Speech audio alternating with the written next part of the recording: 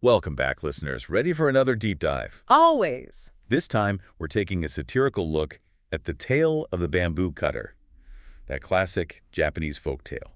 You know, glowing girl found in a bamboo stalk, the whole 9 yards. Seems pretty charming at first glance, right? It does. But underneath, there's this whole layer of social commentary just waiting to be explored. Oh, for sure.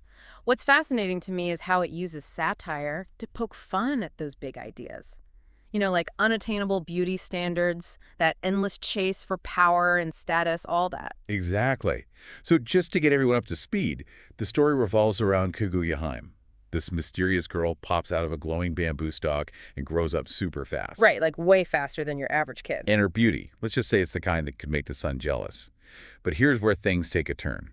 Suitors start lining up, and that's when the satire really kicks in. It's like the story saying, watch what happens when these powerful guys become totally obsessed. They're willing to do anything, go on these crazy quests, all to win her over. And the quests themselves. Talk about ridiculous. One guy has to find a jeweled bowl that supposedly belonged to Buddha. Yeah, good luck with that. And then there's the one who's sent after a robe made from fire rat fur. I mean, come on. It's like the author is highlighting just how absurd their desires are, how far they'll go for something completely out of reach. And the story doesn't let the emperor off the hook either. Here he is, the most powerful dude in the land, and he figures his authority will just win her over. Oh, he totally thinks he's got this. But guess what? He fails spectacularly.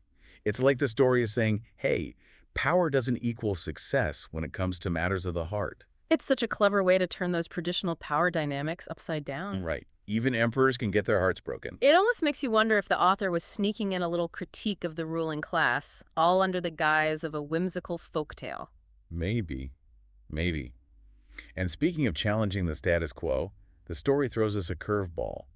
Turns out, Kaguya-hime isn't some mystical goddess. She's a criminal, exiled from the moon, no less. Whoa, talk about a plot twist. So is Earth like the galactic version of Australia? A penal colony for moon dwellers who break the rules? I mean, it's an interesting thought. It makes you question those ideas we have about crime and punishment. Are they really as clear-cut as we think? Exactly. And what if her crime was something that challenged the rigid norms of her lunar society? Like maybe she dared to speak her mind, had an unconventional view, or just wanted to live life on her own terms. It's like she's a rebellious teenager who got grounded to Earth. I love it. It totally adds a new dimension to her character. But here's the thing. Even as a so-called criminal, she leaves a parting gift for the Emperor, an elixir of immortality. You'd think she'd want to hang on to that, especially if she's facing an eternity back on the seemingly emotionless moon. Right. But that's where the satire hits even harder. This elixir, which usually symbolizes ultimate power and desire, is presented as almost a burden. Like she's saying, here, Emperor, you're so obsessed with living forever. Be my guest. I'd rather go back to the moon. Exactly. It's a rejection of those earthly values, a subtle nod to how fleeting worldly power really is. So we have this seemingly simple story exploring all these complex themes. Beauty, power, societal expectations, even the meaning of life. It's a reminder to look beyond the surface and question the things we take for granted. And, it's not just the emperor and those suitors who are the targets of the satire. Right. The story kind of takes aim at what society expects from women, too, especially if they're considered super beautiful. Oh, for sure. Kaguya-hime's beauty is, like, constantly in the spotlight. It is almost to a ridiculous degree. It's like illuminating rooms, making people forget their troubles, even messing with the seasons. All because of how she looks, right? Yeah.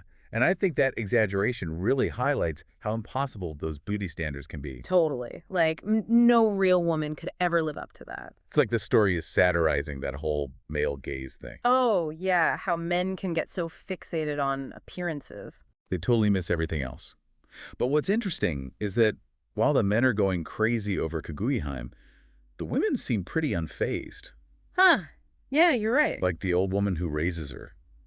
She's just kind and practical, never jealous or obsessed. It's almost like they're in on the joke. Totally. They're watching the men make fools of themselves over this impossible ideal.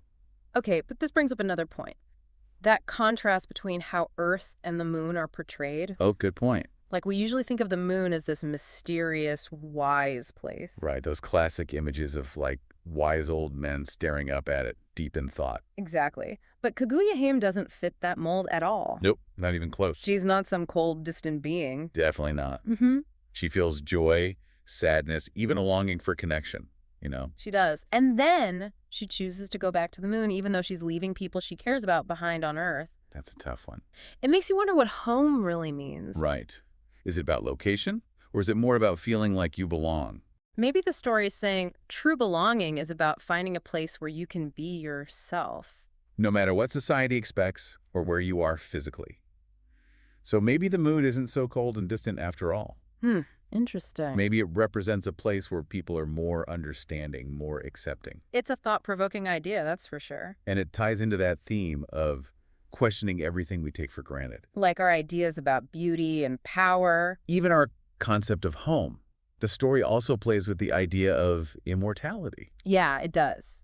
And it doesn't paint it as a good thing. More like a potential curse. It's pretty telling that Kaguya-hime doesn't want that elixir. Totally. Like, Yeah. what's the point of living forever if your life has no meaning? Exactly. And the Emperor, he eventually burns the elixir. He does. It shows he understands that clinging to immortality would be pointless without Kaguya-hime. Without love and connection, it's just empty. You know, it's pretty profound for a folktale that seems so simple at first. It's the beauty of satire. We get to explore these big philosophical questions, but it's still engaging and fun. Totally. So what does this all mean for us dealing with our own pressures and, existential stuff? Maybe the tale of the bamboo cutter is reminding us to embrace who we are, to question what we're told to value. And to look for meaning and connection instead of chasing after power or eternal youth. It's all about looking deeper, finding humor in the absurdity, and making our own paths, even if they take us somewhere unexpected. Yeah, it's almost like a permission slip to be, a little different. Oh, totally. Question those norms. To find success on your own terms. And find the humor in all the crazy stuff life throws at you. Exactly, like those quests Kaguya-hime gives her suitors. A fire rat robe, a dragon's head jewel. Come on, that's hilarious. It is.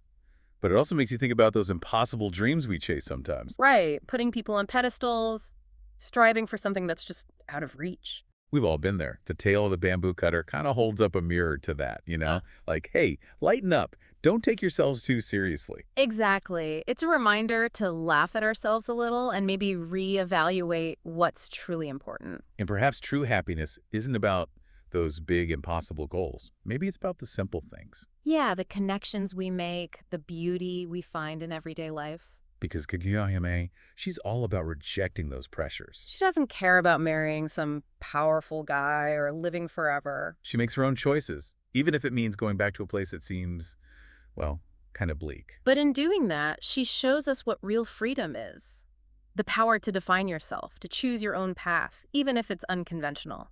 So as we wrap up our deep dive into the tale of the bamboo cutter, I think the message is pretty clear.